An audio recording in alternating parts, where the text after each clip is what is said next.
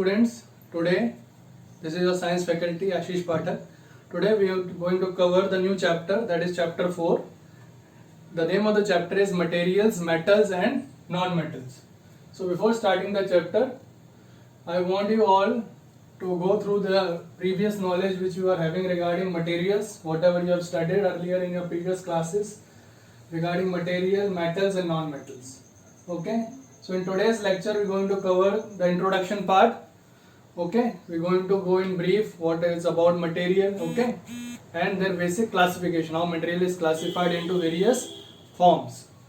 So initially, material, it is a substance, basically it is a substance which is turned into a product by using machinery or other methods. So material, it is a substance, okay, which is turned into a useful product by different ways. Now material basically composed of atom, okay, atom, atom, it is basically composed of atom. Now what is atom? Atom is the smallest particle of any substance, okay. For example, if you take a piece of chalk, in case if you are having a piece of chalk and if you keep on dividing it or if you keep on crushing it, you will get a finite piece of it, okay. At one stage you will find that that small particle of chalk can't be divided further. So that small piece of chalk is called the atom of that chalk, okay. So what atom is? Atom is the smallest particle of a substance. Now combination of atoms, when atoms combine together, okay, similar atoms combine together, they form molecule, okay. So when atoms combine together, they form molecules. I hope it is clear now. So we have started with materials.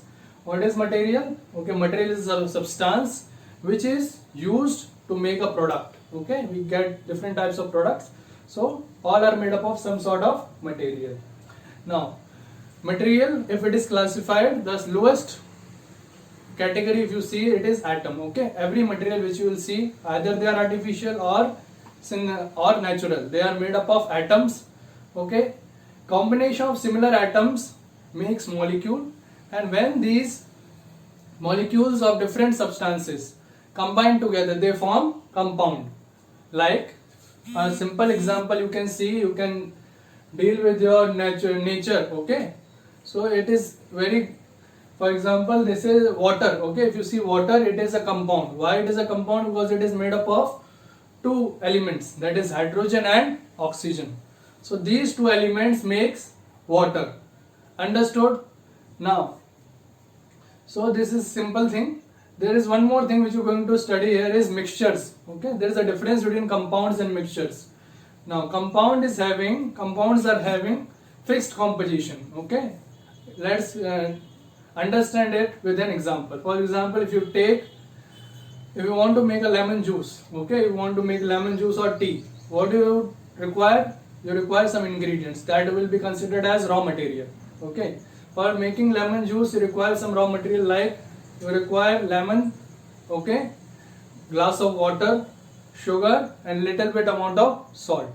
So if you want to make lemon juice, the quantity of sugar or quantity of salt, if you change it, for example, if there are two people at your home and for them you might take 500 ml of water and one lemon you squeeze into it and 2-3 spoons of sugar and a pinch of salt you add. Now if there are 6 members at your home and you want to make lemon juice, then in that case the quantity will be different, okay. The quantity of water will be more, lemon will be more, and everything will be increased. Now what I mean to say is, if you want to make lemon juice or tea, the composition may vary, okay. Might be the amount of lemon which you have taken earlier will not be the same in different case. But in case of compounds like water, the amount of hydrogen will be same every time. Either it is solid, either it is an ice, or either it is in liquid state, or either it is in state of water vapor. It will remain same. Hydrogen, there will be 2 molecules of hydrogen and 1 molecule of oxygen in water. So what we have understood regarding mixture and compound, that mixtures are not having fixed composition. Their composition keeps on varying. Whereas if we talk about compounds, their composition remains fixed. So let's revise what all we have studied. We have studied regarding material. So material is a raw substance. It is a substance which is used to make a product. Okay.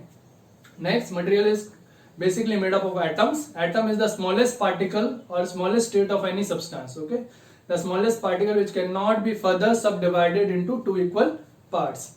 Similar atoms combine together to form molecule, and these molecule when combined with other molecules of other substance forms compound. Like water, it is made up of hydrogen molecules and oxygen molecules in a fixed composition. So next thing, what is element? Okay, element is if the same molecules are combined. For example, if same molecules are combined, then it is called element. Okay, if the two different molecules are combined, then it is called compound. Understood? Regarding atoms, atom is the smallest particle of a substance. Second, element is the composition of two molecules or two or more than two molecules of same substance. Whereas compound, it is a composition of two or more than two molecules of different material. Understood? Now, there are various elements like gold, silver, iron, copper. So there are different elements which are discovered. Till now there are 123 elements are discovered. Initially there were 118 elements discovered by different scientists. Some are natural, some are discovered, some are naturally occurring elements, and some are made by scientists in their laboratories. Now, next part, in this particular chapter, we are going to study about metals and non-metals. Okay, we are going to study about materials regarding metals and non-metals. We are not going to consider about plastic and all. We are going to consider metals and non-metals. So, what are metals basically? So, metals are the compounds which are having iron content in it, or they are having some properties. Okay, they are having some different properties, like they are having luster. Luster means shine. They are having shine. Okay. Second thing, they are malleable. They are ductile. So these properties, if the substance composed of the substance is having those properties, then it is called metal. If the substance does not resemble those properties, then it is termed as non-metal. Okay. I hope you have understood. Now next heading is metals, non-metals and metalloids. Okay. Next heading we are going to study about metals, non-metals and metalloids. Now, as I have told, what are metals? Metals are the substances which are having the higher content of iron in it. Okay, they are ferrous in nature, and they are having some properties which we are going to study in detail. The physical properties like the shine. Okay, they are having shiny appearance. Okay, they are good conductors of heat as well as electricity. Okay, these are some properties. Whereas if that substance does not possess these properties, okay, like it is not having luster, natural luster, they are not good conductors of electricity as well as heat, they are termed as non-metal. The example like copper, okay, silver, gold, they are having shine, okay, they are good conductors of electricity. If someone asks what is the best conductor of electricity, you can simply reply that is silver. Okay, now one question might come to your mind: if it is a good conductor of electricity, why it is not commonly used? So there are two reasons why it is not used. First, it is very costly, it is very expensive. Second, there are chances that it may be get stolen. People will steal it. Okay, that's why we are not using silver on electrical wires as electrical wires. The wires which we are using nowadays, it is either made up of aluminium. Basically, they are made up of aluminium, because aluminium is light in weight. So that's why we are using aluminium wires for electrical transmission. Now non-metals, like you can see carbon. Okay, you see carbon is a non-metal. Okay, it does not possess shine, so it is considered as non-metal. Oxygen, hydrogen, these are non-metals. Metalloids. Now metalloids comes in the category that those elements which are having some properties of metals and some properties of non-metals. Okay, so metalloids possess some properties of metals, whereas they possess some properties of non-metals also. So these type of elements are called metalloids, like germanium. Okay, it is a metalloid. silicon.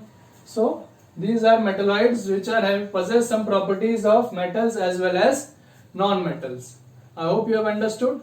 So what are metals? Metals are the substances, are the elements which possess the higher content of iron in it. Okay, they are ferrous in nature and they possess some physical properties like malleability, ductility.